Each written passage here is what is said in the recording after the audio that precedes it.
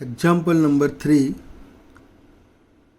The following particulars are available from financial account of Vasudhara Manufacturing Company for the ending on 31st March 2012. તારીખ 31 March 2012ના રોજ પૂરા થતા વર્ષ માટે Vasundhara manufacturing કંપનીના નાણાકીય હિસાબોમાંથી નીચેની માહિતી ઉપલબ્ધ થયેલી છે. મટીરિયલ કન્ઝ્યુમ વપરાયેલો માલસામાન 3 લાખ રૂપીસ 3 લાખ રૂપિયા. ડાયરેક્ટ વેજીસ પ્રત્યક્ષ મજૂરી 1,80,000 1,80,000.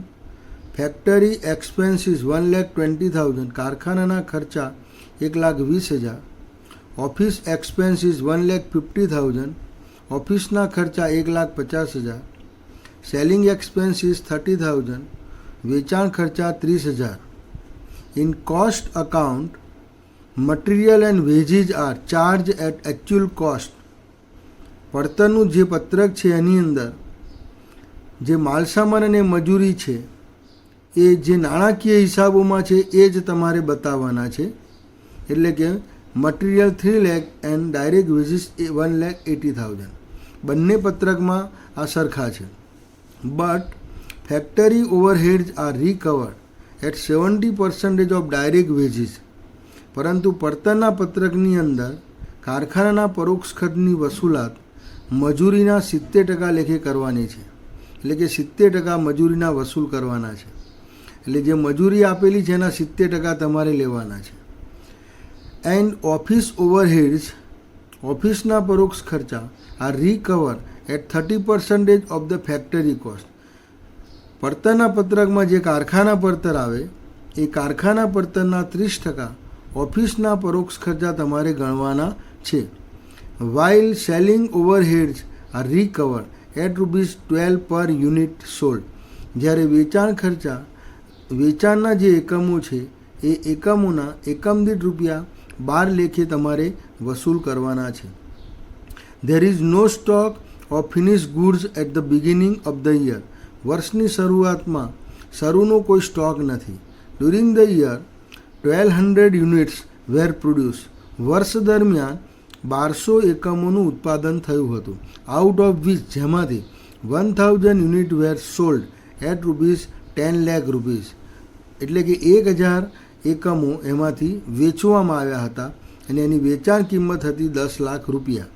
એટલે ક્લોઝિંગ સ્ટોક તમારી પાસે હશે will be closing stock 200 units. 1200 minus 1,000 એકમ વેચ્યા એટલે 200 એકમનો આખર stock.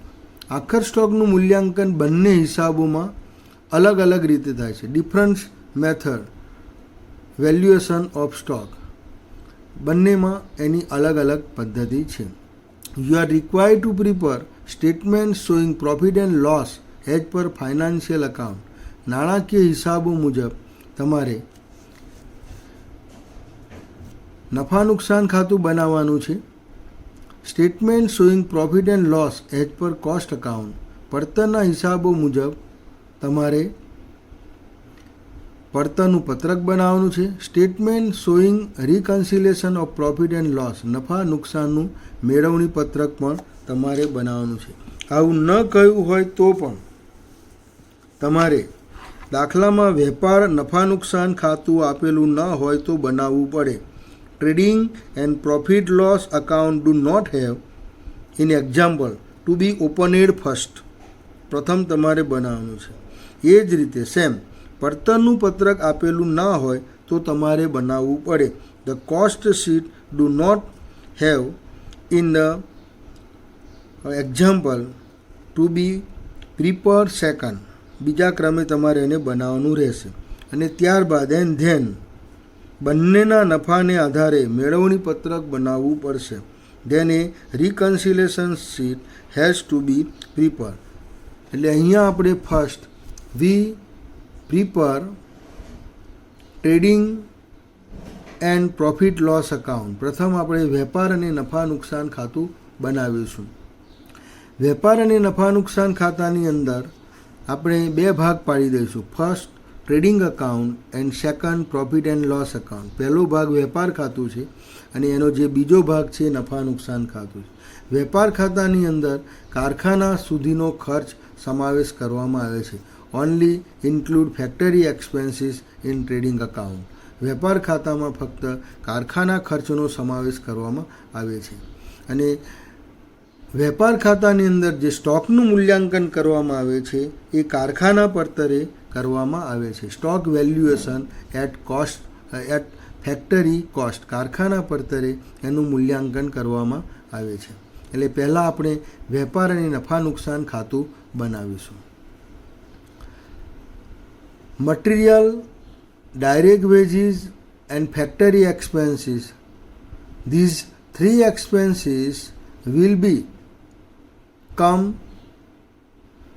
debit side of trading account. Trading and profit loss account, material, direct wages, factory expenses. And next, credit side will be sold off unit. વેચેલા એકમો હશે તો વેચેલા એકમો અને એની કિંમત નીચે આપેલી છે. 1000 unit were sold at ₹10 lakh will be come credit side. જમા બાજુ આવશે by sales 1000 unit 10 lakh rupees. એટલે total production 1200 units. Factory cost total production 1200 units minus 1000 unit sales. વેચાણ તમે 1000નું કર્યું એટલે આખાનો સ્ટોક ક્લોઝિંગ સ્ટોક કેટલો હશે? 200 એકમોનો હશે, 200 યુનિટ્સ. તો એનું મૂલ્યાંકન કારખાના પડતરે કરવાનું છે. કેલ્ક્યુલેશન તમને નીચે આપેલું છે. Calculation is given below. Closing stock valued at factory cost as below. Factory cost of 1200 units. Total 1200 એકમોનું ઉત્પાદન થયું. એની પાછળ ખર્ચ કેટલો થયો? તો 3 lakh material, 1,80,000 direct wages and 1,20,000 factory expenses. માલ સામાન, મજૂરી અને કારખાના ખર્ચ એટલે total expenses 6 lakh rupees, 6 lakh રૂપિયા થયો. એ 6 લાખનો જે ખર્ચ થયો એ 1200 એકમોનો છે ફોર 1200 યુનિટ્સ. એટલે per unit cost 6 lakh divided by 1200 એટલે 500 રૂપિયા આવશે per unit. Factory cost 500 rupees. એટલે by closing stock credit side of trading account 500 into 200 unit. અથવા અહીંયા ફોર્મ્યુલા સીધી જ મૂકેલી છે મેં. 6 લાખ ગુણ્યા 200 ભાગ્યા 1200 એટલે 1 લાખ રૂપિયા. End total 11 lakh. Put debit side 11 lakh. Missing entry we get grossing profit gross profit 5 lakh rupees. આપણને તફાવતની રકમ જે મળી એ 5 લાખ રૂપિયા કાચો નફો છે. Gross profit transfer two credit side of profit and loss account. નફા નુકસાન ખાતાની જમા બાજુ એને ટ્રાન્સફર કરો 5 lakh rupees. And office expenses and selling expenses given in example ₹1,50,000 and selling expenses 30,000. ઓફિસના ખર્ચા 1,50,000 ઉધાર બાજુ મૂકો. વેચાણ ખર્ચા 30,000 ઉધાર બાજુ મૂકો. એન્ડ નફા નુકસાન ખાતું બંધ કરો. Close profit and loss account.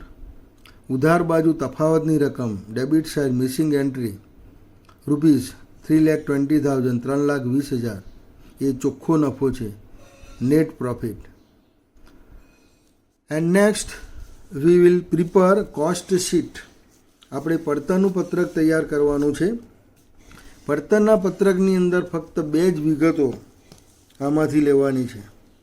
વેપાર ખાતામાંથી ફક્ત 3 વિગતો જે ખરેખર છે એ પડતરના પત્રકમાં લેવાશે. Only 3 item will be taken from the trading અકાઉન્ટમાંથી ફક્ત 3 વિગત લેવાની છે. મટીરિયલ્સ, લેબર એન્ડ સેલ્સ 3 વિગતો તમારે લેવાની છે. બાકીની કોઈ વિગત કોસ્ટ શીટની અંદર તમારે લેવાની નથી. બાકીની બધી જ વિગતો અંદાજિત હશે. All other expenses will be estimated. બાકીના બધા જ ખર્ચા કોસ્ટ શીટની અંદર અંદાજિત હશે, અંદાજને આધારે મૂકવાના છે. એટલે મટીરિયલ અહીંયા 3 લાખ છે, ડાયરેક્ટ વેજીસ 1,80,000 છે અને સેલ્સ વેચાણ 10 લાખ છે. આટલી વિગત તમારે પડતરના પત્રકમાં લેવાની છે. તો સ્ટેટમેન્ટ ઓફ કોસ્ટ અકાઉન્ટ, પડતરના હિસાબોનું પત્રક. મટીરિયલ ફ્રોમ ટ્રેડિંગ અકાઉન્ટ, વેપાર ખાતામાંથી માલ સામાન અહીંયા લાવ્યા 3 લાખ રૂપિયા. વેજીસ ફ્રોમ ટ્રેડિંગ અકાઉન્ટ, વેપાર ખાતામાંથી મજૂરી 1,80,000 અહીંયા લાવ્યા. આ બંનેનો સરવાળો કરીશું. Boat total 4,80,000 prime cost. We get prime cost. આપણને પ્રાથમિક પડતર મળી. હવે બાકીના બધા જ ખર્ચાઓ આપણે અંદાજિત મૂકવાના છે. All expenses put estimated. Factory overheads, તો દાખલામાં તમને કહેલું છે, મેન્શન્સ ઇન એક્ઝામ્પલ તમને જણાવેલું છે 70% ઓફ વેજીસ, મજૂરીના 70%. તો અહીંયા મજૂરી કેટલી છે? 1,80,000 છે. Veggies is 1,80,000. એના 70% તમારે અહીં મૂકવાના છે. 1,26,000, 1,26,000. એટલે વી ગેટ ફેક્ટરી કોસ્ટ. આપણને કારખાના પડતર મળશે 6,06,000. કારખાના પડતર 6,06,000 આપણને મળશે. સ્ટોકનું મૂલ્યાંકન તમારે અહીંયા કારખાના પડતરે કરવાનું નથી, પરંતુ stock valued at office cost, office પડતરે તમારે પડતરના પત્રકમાં એનું મૂલ્યાંકન કરવાનું છે. એટલે first we put office expenses. ઓફિસના ખર્ચા આપણે મૂકીશું. તો ઓફિસ ખર્ચા માટે તમને દાખલામાં કહેલું છે 30% ઓફ ફેક્ટરી કોસ્ટ. કારખાના પડતરના 30% તમને કહેલા છે. હવે અહીંયા કારખાના પડતર કેટલી છે? તો ફેક્ટરી કોસ્ટ ઇઝ 6,06,000. એના 30% ઓફિસ એક્સપેન્સીસ 1,81,800, 1,81,800 રૂપીસ. આમ આગળ આપણે યુનિટ કોસ્ટિંગમાં જોઈ ગયા એ પ્રમાણે કારખાનાના ખર્ચા મજૂરીના આધારે, factory expenses on the basis of veggies, office expenses on the basis of factory cost, એને આધારે આપણે ગણવાના રહેશે. એટલે વી ગેટ ઓફિસ કોસ્ટ. આપણને કારખાના પડતર મળી. આપણને કારખાના પડતર કેટલી મળી? 7,87,800, 7,87,800. અહીંયા સ્ટોકનું મૂલ્યાંકન ઓફિસ પડતરે કરવાનું છે. In cost sheet stock is valued at office cost. તો ઓફિસ કોસ્ટ ટોટલ કેટલી છે? 7,87,800. કેટલા એકમની છે? 1200 એકમની. Office cost is ₹7,87,800 for 1,200 units. હવે ક્લોઝિંગ સ્ટોક કેટલો છે? 200 એકમનો. 1,000 એકમનું વેચાણ કરેલું છે. એટલે 7,87,800 ડિવાઇડેડ બાય 1,200, 7,87,800 ભાગ્યા 1200 ગુણ્યા 200, એટલે આવશે 1,31,300. Closing stock value is ₹1,31,300. Cost of sales unit, વેચેલા એકમોની પડતર મળી આપણને. And selling expenses. તો સેલિંગ એક્સપેન્સીસ દાખલામાં તમને કહેલું છે એની example, per unit 12 rupees. Recovered per unit 12 rupees. 1,000 ગુણ્યા 12 એટલે 12,000 રૂપિયા અહીંયા મૂકવાના છે. એટલે આપણને વેચાણ પડતર મળશે. સેલ્સ કોસ્ટ 6,68,500, 6,68,500 એ વેચાણ પડતર આપણને મળશે. અને વેચાણ આપણે વેપાર ખાતામાંથી અહીંયા લાવવાનું છે. Sales 10 lakh rupees from trading account credit side, વેપાર ખાતાની જમા બાજુથી 10 લાખ રૂપિયા તમારે અહીંયા લાવવાના છે. એટલે બંને વચ્ચેનો તફાવત sales cost and sales both difference we get profit 3,31,500. આપણને નફો કેટલું મળશે? 3,31,500. આમ પડતરના પત્રકમાં માલસામાન, મજૂરી અને વેચાણ જે એકચ્યુઅલ છે એ જ તમારે લાવવાનું છે. બાકીના બધાનું મૂલ્યાંકન તમારે કરવાનું છે. એસ્ટિમેટેડ એક્સપેન્સીસ તમારે મૂકવાના છે. સ્ટોકનું વેલ્યુએશન પણ તમારે અહીંયા કરવાનું રહેશે. આ રીતે તમારે બંને પત્રકો પહેલાં બનાવવાના છે અને એ બનાવ્યા પછી આપણે મેળવણી પત્રક બનાવવાનું છે. Then a reconciliation sheet has to be prepared.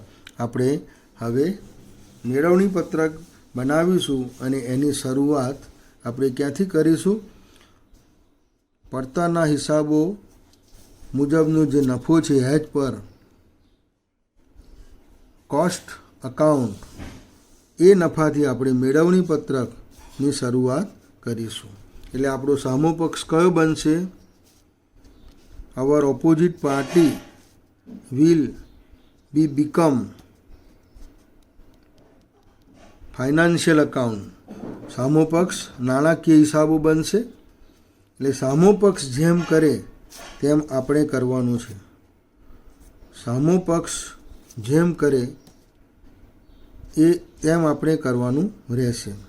જો સામો પક્ષ નફો વધારે તો આપણે નફો વધારવાનો છે. The opposite party increase the profit, than we have to increase the profit.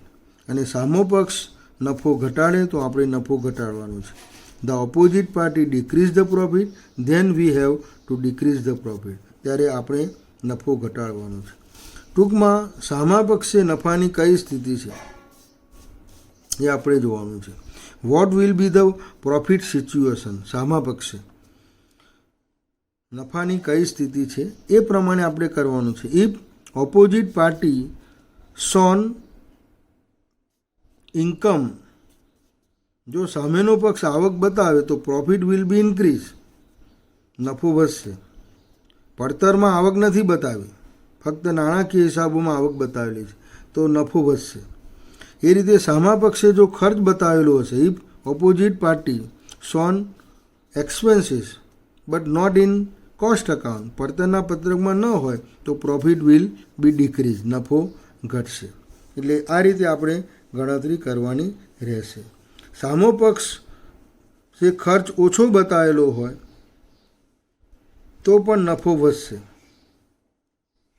Opposite side has shown less expenses, સામા પક્ષે જો ખર્ચ ઓછો બતાવેલો હોય તો નફો શું થશે? વધશે. Profit increase.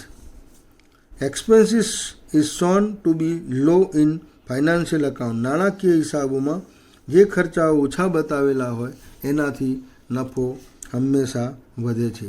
અને જો ખર્ચ વધારે બતાવે તો નફો હંમેશા ઘટે છે. રિકન્સિલેશન સ્ટેટમેન્ટ, પ્રોફિટ એજ પર કોસ્ટ અકાઉન્ટ. પડતરના નફાથી આપણે શરૂઆત કરીએ છીએ. પડતર મુજબનો નફો 3,31,500, 3,31,500. ઉમેરો સામો પક્ષ નફો જે વધારે છે એ બધી જ વિગતો અહીંયા આવશે. All details will be come, અહીંયા બધી જ વિગત આવશે. When opposite party increase profit, સામેનો પક્ષ નફો વધારે, એ બધી જ ડિટેલ તમારે અહીંયા મૂકવાની છે. તો factory overheads in cost sheet 1,26,000 and factory expenses in profit and loss account 1,20,000. સામેના પક્ષે ખર્ચ ઓછો બતાવેલો છે. Expenses is shown less in financial account, નાણાકીય હિસાબોમાં ખર્ચ ઓછો બતાવેલો. ધેરફોર ઇન્ક્રીઝ પ્રોફિટ, નફો વધે છે. Then we have to increase the profit, તેથી આપણે નફો વધારવાનો છે. એટલે 6,000 રૂપિયા આપણે વધારવાના છે. અહીંયા લખેલું છે ઉમેરો overheads on less in financial account. નાણાકીય હિસાબોમાં ઓછો બતાવેલો ખર્ચ, ફેક્ટરી ઓવરહેડ્સ, કારખાના પરોક્ષ ખર્ચ 6,000 રૂપીસ. એન્ડ બીજો ખર્ચ એક ઓછો બતાવેલો છે તે વહીવટી ખર્ચ છે, office expenses in cost account 1,81,800. પડતરના હિસાબોમાં 1,81,800 બતાવેલો છે. When in trading profit loss account office expenses shown 1,50,000. ઓફિસનો ખર્ચ 1,50,000 બતાવેલો છે. એટલે સામા પક્ષે ખર્ચ ઓછો બતાવેલો છે. Expenses is shown less. સામો પક્ષ જ્યારે ખર્ચ ઓછો બતાવે છે ત્યારે પ્રોફિટ ઇન્ક્રીઝ, નફો વધે છે. Then we have to increase the profit. આપણે નફો વધારીશું. એટલે અહીંયા 2 entry to be added to the profit as per cost account. પડતરના નફામાં આપણે ઉમેરીશું 3,37,800 37,800 less sales overheads on excess in financial account. નાણાકીય હિસાબોમાં વધારે તમે ખર્ચ બતાવ્યો હોય ત્યારે expenses is shown high excess in financial account, therefore decrease profit, નફો ઘટે છે. Then we have to decrease the profit. તેથી આપણે પણ નફો ઘટાડવાનો છે. In cost sheet selling expense is 12,000 and in the profit and loss account 30,000. એટલે અહીંયા વધારે બતાવ્યો છે. સામો પક્ષ ખર્ચ વધારે બતાવે ત્યારે એનો નફો ઘટે છે. એટલે આપણે નફો ઘટાડવાનો છે. To be decrease the profit. Sales overheads on excess in financial account.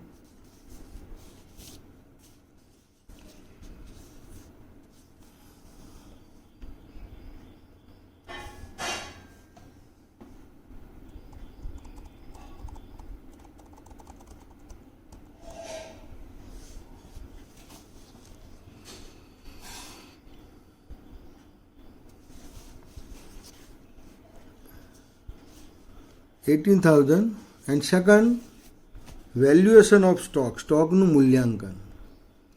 તો સ્ટોકનું મૂલ્યાંકન in cost sheet at office cost and in trading account stock valuation at factory cost. કારખાના પડતરે થાય છે, અહીંયા ઓફિસ પડતરે થાય છે. એટલે પેલામાં એક ખર્ચ ઓછો હોય છે, અહીંયા એક ખર્ચ વધારે હોય છે. એટલે સામા પક્ષે સ્ટોક ઓછી કિંમતે બતાવેલો છે. સામો પક્ષ જે સ્ટોક છે એ સ્ટોક ઓછી કિંમતે બતાવેલો છે. એટલે નફો હંમેશા ઘટશે. તેથી મેળવણી પત્રકમાં આપણે નફો ઘટાડવાનો છે. અહીંયા સ્ટોક 10 લાખ છે, 10 લાખ રૂપીસ, અને અહીંયા સ્ટોક આપેલો છે, સ્ટોક 1 લાખ છે અને અહીંયા 1,31,300 છે. વેપાર ખાતાની અંદર સ્ટોકનું મૂલ્યાંકન ઓછું થયેલું છે. સ્ટોક વેલ્યુએશન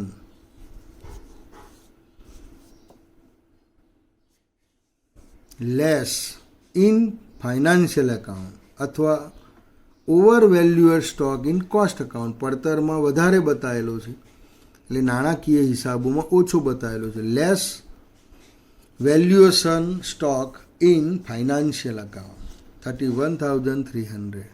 સામા પક્ષે સ્ટોક ઓછો બતાવેલો છે, નફો ઘટાડે છે, માટે આપણે નફો ઘટાડવાનો છે. આપણે નફો ઘટાડીશું. આ બંને એન્ટ્રી તમારે બાદ કરવાની છે. હવે આપણને જે નફો મળશે, વી ગેટ પ્રોફિટ નાવ 3,20,000. હવે આપણને જે નફો મળ્યો તે એ કયો નફો હશે? Profit as per financial account. નાણાકીય હિસાબો મુજબનો નફો હશે, જે તમને અહીંયા મળી જશે. પડતરના નફાથી શરૂઆત કરો છો અને નાણાકીય હિસાબનો નફો તમને મળી જાય ત્યારે આ દાખલો તમારો સાચો છે એમ માનવું. આ રીતે બધા દાખલા તમારે ગણવાના છે. દાખલામાં વેપાર ખાતું નફા નુકસાન ન આપ્યું હોય તો બનાવવું પડે, પડતરનું પત્રક ન આપ્યું હોય તો બનાવવું પડે. જો પડતરનો નફો આપી દીધો હોય તો પડતરનું પત્રક બનાવવાની જરૂર નથી, પણ ન આપ્યો હોય તો બનાવીને શોધવું પડે. ઇન શોર્ટ, વેપાર ખાતાનો નફો હોવો જોઈએ, વેપાર અને નફા નુકસાન ખાતાનો, તેમજ પડતરના નફા નુકસાન ખાતાનો નફો હોવો જોઈએ. આ બંને નફો તમારી પાસે હોય તો તમે મેળવણી પત્રક તૈયાર કરી શકો છો.